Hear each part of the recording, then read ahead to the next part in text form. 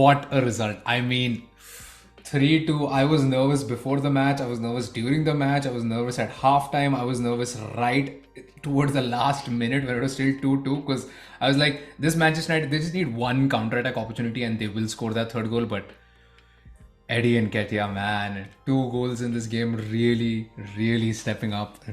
Absolutely amazing. 1800 Eddie Nketiah. That's all you need to dial, and he'll bring in the goals. Let's start off talking about that Manchester United performance though, because they weren't bad. I mean, clearly they missed Casemiro. I think the game would have probably been a little bit more different. I think we would have still, it would have probably been a draw or an Arsenal win still, but they definitely missed Casemiro, especially on especially on the Saka goal, because you would imagine a player like him would just like take him down, just not let him get that shot off. But what stood out the most for you for this Manchester United performance? Marcus Rashford, probably the smartest player on the pitch for them. Confident enough to take that shot at the point he took it, and for the ball to dip the way it did to get his goal. I think he faded out later on where he was trying to be far too on the line, but he was always getting caught offside. And they stopped the supply to Rashford. Like the ball wasn't getting out to Rashford as much as he would have liked. There was only those counter-attack opportunities, but not natural, organic balls for Rashford to run into or run behind. Utilizing his space is something that they've done, but purely on a counter-attack basis. That's not always cutting it, and today's the prime example for that. Yeah, and I think what you were talking about, like the runs in behind, I think the main thing that they were able to do in the first half to an extent was because Eriksen was deeper.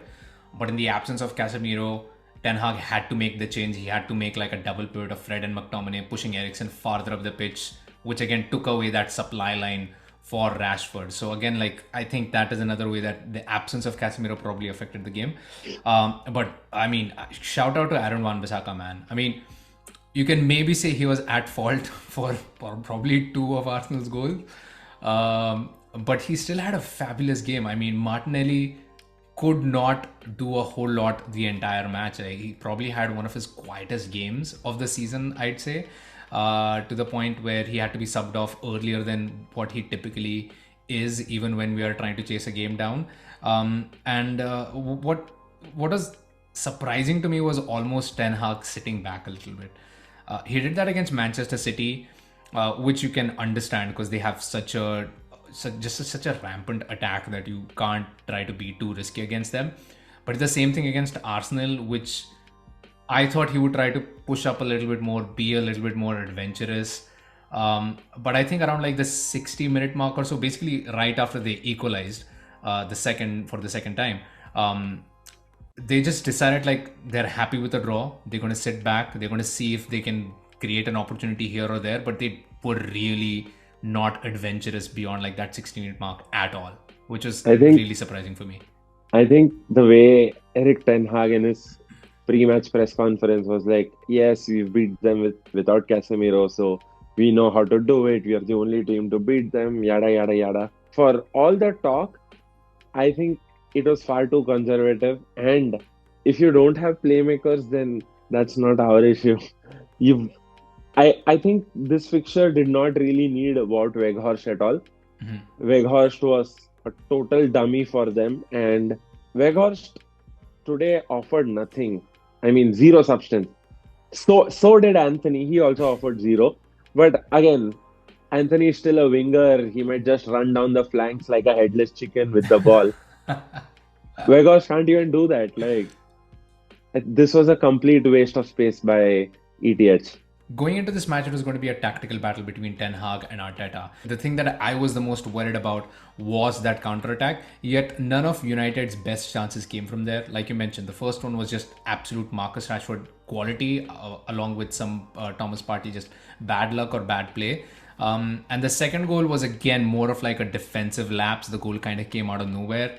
So I think Arteta tactically took very good care of that counter-attack, like they really did. I think maybe Rashford created one other chance which Ramsdale ended up saving, but outside of that, we just kept them really quiet on that attacking front, which is just remarkable. And again, goes to show how effective Arteta has been with his tactics.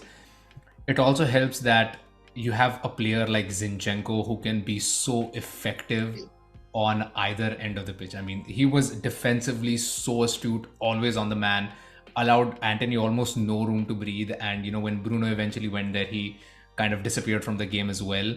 And again, in attack, didn't get an outright assist, but he was the one responsible for that Xhaka assist in the first for the first goal, and he was the one who essentially created the opportunity for that final goal as well. And I mean, what a fabulous that shows money well spent. Like, that is why Zinchenko is in the team. That is why Tierney just can't seem to get a start when Zinchenko is fit, right? It's very much different styles of fullbacks, and what Zinchenko offers right now is probably what Arteta needs, with him preferring Saka's flank for attacking purposes, while the build-up play or the game develops through the left, through Zinni and Xhaka. So couldn't fault either of them, Tierney or Zinchenko, for why Tierney is on the bench. But I think Tierney is more on your overlapping fullback who is better at bombing forward and probably much better defensively. But today's game didn't need that, so he wasn't on the pitch. Yeah, the man who was on the pitch though and kind of had to be on the pitch, Eddie Nketiah, 2 goals. I mean, he just keeps stepping up. Like, he has had. I mean, he's essentially causing Mikel Arteta some troubles now, because when Jesus is fit, what do you do? Do you actually get him back in the team, or do you have him compete with Eddie Nketiah, who's probably in the form of his life for Arsenal at this point? I think that should be a good problem to have. We have to remember that Gabriel Jesus is coming from a surgery, from a significant time off after rehab. So I don't think he'll be thrust in right away, and that should probably give Nketiah more breathing room and much more hunger to get the maximum out of the chances that he gets. Yeah, just can't complain about anything. And of course, we have to talk about it. Trossard came on as a substitute. Uh, great appearance, Spot right? on. Yeah, just did exactly what he needed to do. Just fit in like a glove. Created, was involved in that opportunity for that equalizing goal as well. And for a change, he was our plan B. Martinelli wasn't having a great game, and lo and behold, we had a player who could get into his position and who could make a difference, make an impact on that game. So fabulous signing going forward. Offers just a different dimension. Not quite the big stocky forward that you've been asking for as a plan B, but definitely a very different, unique type of player to add into the mix for when we can't break down a sitting defense like Manchester United had, right? So what's Right. your thought on him as the new Arsenal transfer for the season? I think the Trossard signing makes a lot of sense in the advantage that he's been Premier League proven. He's scored a good amount of goals against top six opposition. Most recently, I think it was his hat trick or his brace against Liverpool, Hmm. which comes to mind. So you have a player in there who has done certain things against the big six clubs. So he knows the pressure, he knows how to get the job done. And for this season, maybe that's just the right call. Provides a great rotational opportunity, provides fantastic cover for Martinelli or whoever has to play on the left flank. And I couldn't ask more. I couldn't ask more. All in all, probably still not the best Arsenal performance, right? Because there is still, you can say there are still places where we could improve, especially with errors that lead to goals. That's always a place that you can improve on. And yet, Arsenal looked like the better team. They definitely went out with the winning mentality, which is really all you need. And with Man City putting down the glove with a ridiculous 4-2 comeback, followed by again a 3-0 drubbing of Wolves. Arsenal just keep chugging on. 5 points clear with one game in hand, so potentially 8 points clear 8 points on top again. again. So absolutely incredible result. Just keep it going. Exactly the halfway mark now for Arsenal and still flying high. Let us Trust know the what. process. Yes, exactly. So let us know what you guys thought about the result. Was Arsenal clearly the better team, or was Manchester United just unlucky in this game?